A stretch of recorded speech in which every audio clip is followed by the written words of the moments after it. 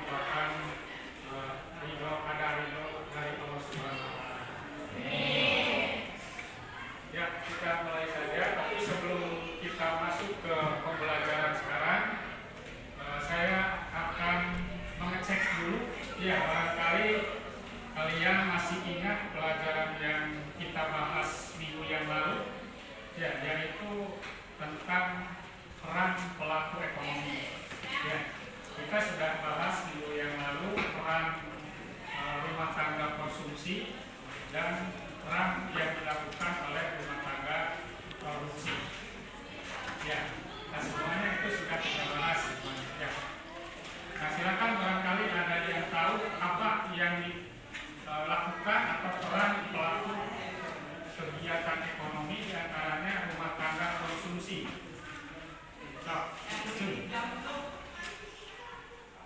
Ya, barangkali ada yang tahu peran yang dilakukan oleh rumah tangga konsumsi apa saja?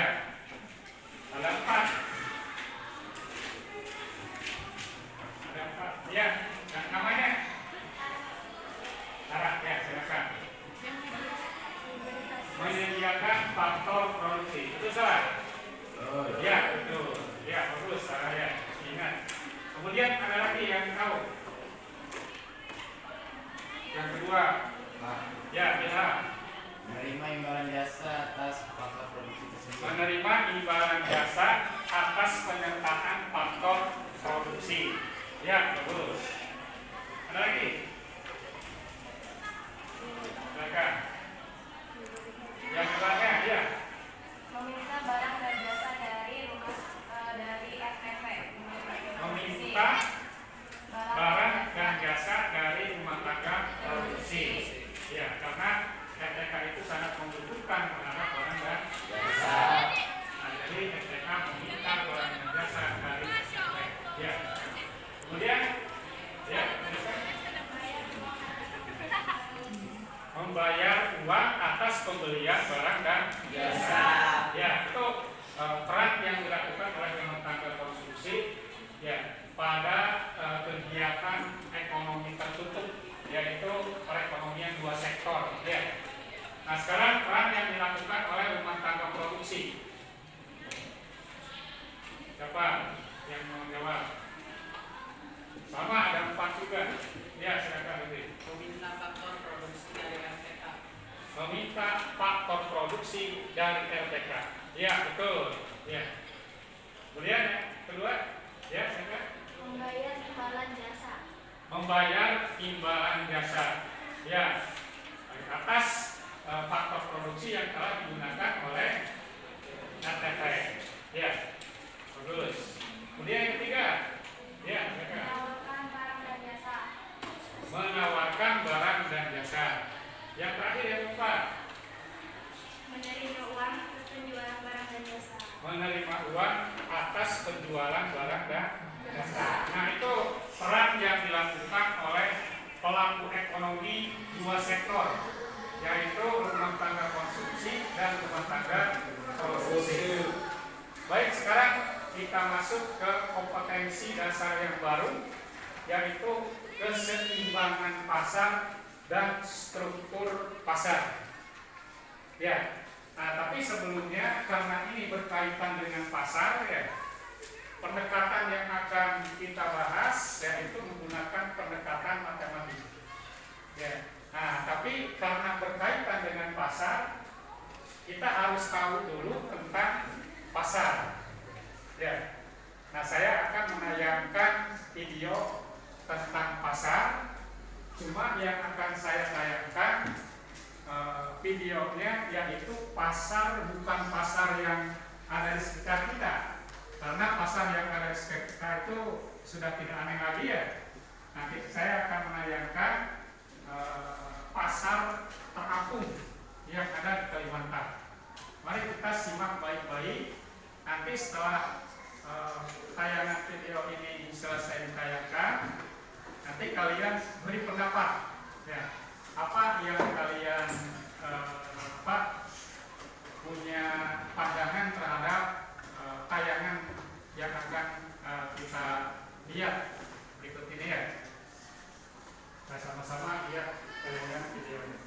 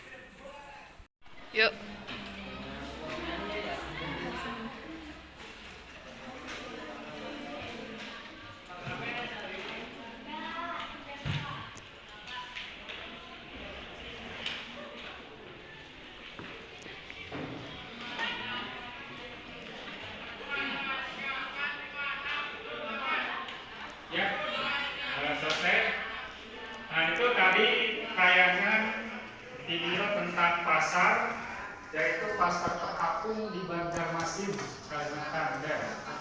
Nah ini pasar ini berbeda dengan pasar yang ada di kita. Kalau di kita kan di darat ya, ya bisa bertemu antara pembeli dan penjualnya itu ya pakai motor atau pakai mobil, kemudian berhenti motornya diparkirkan. Nah tapi tayangan ini dengan menggunakan perahu. Ya. Nah kita sudah sama-sama menyaksikan, kemudian kalian sudah menyimak barangkali ya. Nah sekarang saya kasih kesempatan, atau Bapak kasih kesempatan pada kalian untuk barangkali punya tanggapan tentang tayangan tadi. Nah, silakan. Siapa yang mau menanggapi lebih dahulu? Ya, silakan. Ada? Putri barangkali? Ya, silakan. Ada? Ini dulu ya, salam dulu. Ya, silakan, Pak.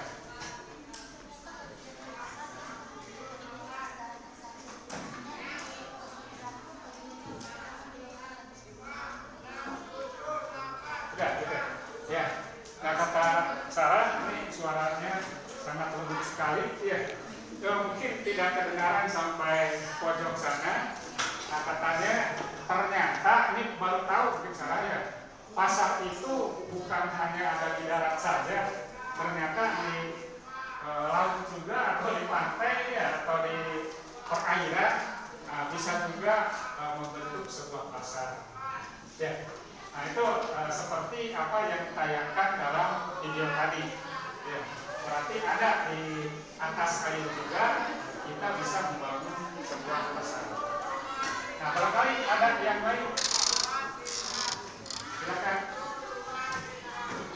Pendapat mengenai tayangan tadi tentang pasar. Ada? Tidak ada. Nah kalau tidak ada, ini pasar ini walaupun tadi adanya di perairan gitu ya, tapi sudah sangat jelas itu pasar yang ramai itu yaitu bertemunya antara pembeli dan penjual. Nah, tapi dalam melalui pembahasan kompetensi dasar ini nanti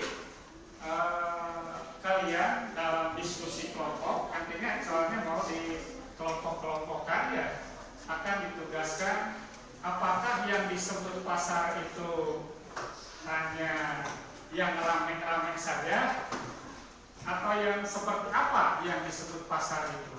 Kalau misalnya kalian lihat mall gitu ya, apakah Jogja Mall, apakah Matahari Mall, ya, nah itu ada pasar modern. Nah kalau seperti tayangan tadi di video itu disebutnya pasar tradisional. Nah kemudian bagaimana juga kalau misalnya kalian kan punya HP sekarang, sudah hampir semuanya punya HP. Nah kalau lihat di HP kan ada Shopee, kemudian ada Lazada, kemudian ada Bukalapak. Nah itu kan ada juga seperti itu. Ya pasar yang online seperti itu. Apakah itu juga disebut pasar atau bukan yang seperti itu? Nah nanti kalian pelajari, diskusikan di diskusi kelompok. Ya. Nah kemudian kita kembali kepada pengertian pasar. Pasar bisa diartikan interaksi antara permintaan dan penawaran, atau interaksi antara pembeli dan penjual. Nah untuk itu dalam pertemuan yang sekarang ini kita akan membahas ya mengenai permintaan, kemudian nanti dilanjutkan dengan penawaran, atau supaya lebih jelas kompetensi dasar sekarang itu. Nah kalian akan mempelajari yang seperti ini, nanti akan saya tayangkan.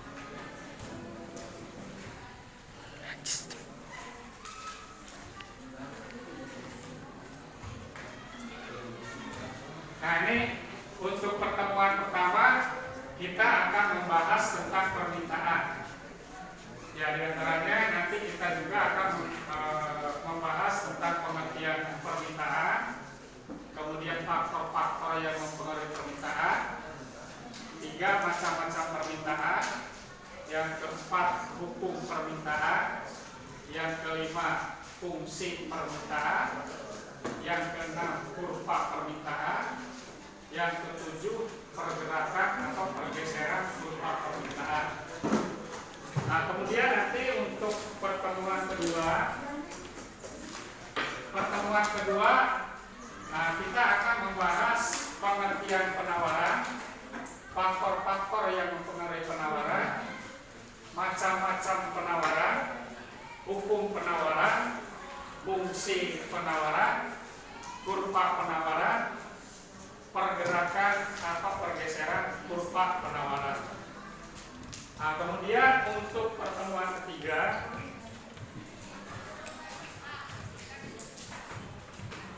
yaitu tentang keseimbangan pasar.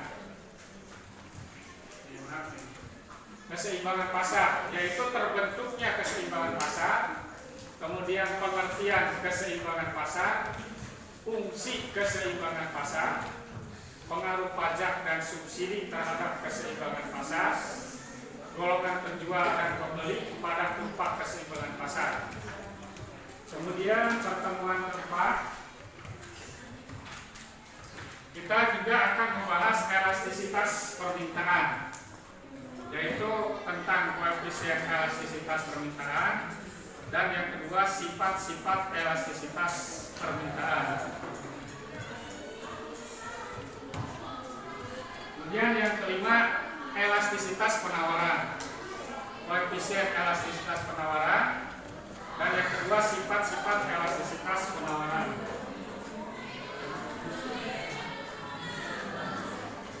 Dan yang keenam, pertemuan yang terakhir, yaitu mengenai struktur pasar. Struktur pasar yaitu jenis pasar dan bentuk pasar. Ya.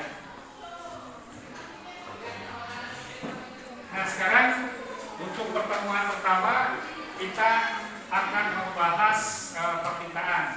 Nah, cuma metodenya yaitu pakai discoverability. Nah, jadi materi-materi ini yang dibahas ini, kalau kalian cari, apakah nanti mencarinya di buku? Ya, bukunya kalian sudah pegang ya. Nah, kalau misalnya bukunya kurang lengkap, ya silakan kalian cari juga di searching di Google. Ya, di Google carinya. Yaitu berkaitan dengan yang materi yang akan dibahas ini, mengenai pengertian permintaan, faktor-faktor yang mempengaruhi permintaan, macam-macam permintaan, hukum permintaan, fungsi permintaan, kurva. Kalian akan dibagi kelompok. Ya, satu kelompoknya terdiri dari 5 orang. Nah, silakan kalian bentuk kelompoknya yang terdekat saja. Nah, silakan dimulai. Silakan yang dekat saja. Bentuk kelompok.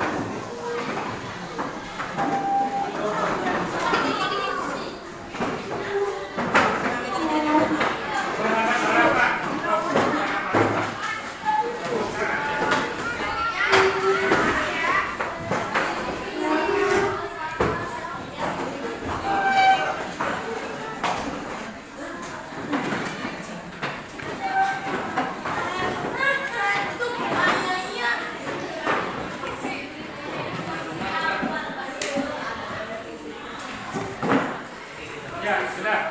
Nah, kalian sudah punya kelompok. Ya. Biasa besi. Masih ada yang 5 orang. Aja yang ngiri. Ada juga yang 4 Aja orang. yang Ya. Nah, Bapak akan bagikan LKPD, lembar kerja peserta didik. Nah, lalu kalian nanti setelah mencari bahan-bahan materi yang dibahas pada pertemuan sekarang yang berkaitan dengan permintaan, nah silakan nanti rekannya Jangan lupa mencantumkan nama anggota kelompoknya. Ya. Nah, silakan.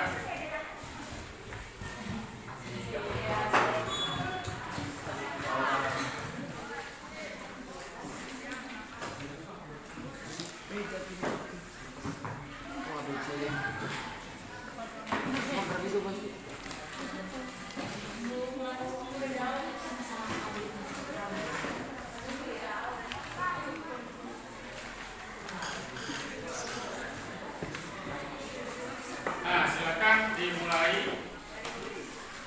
Materinya silakan dicari di buku atau kalau bukunya kurang lengkap, cari di Google. Silakan di Google.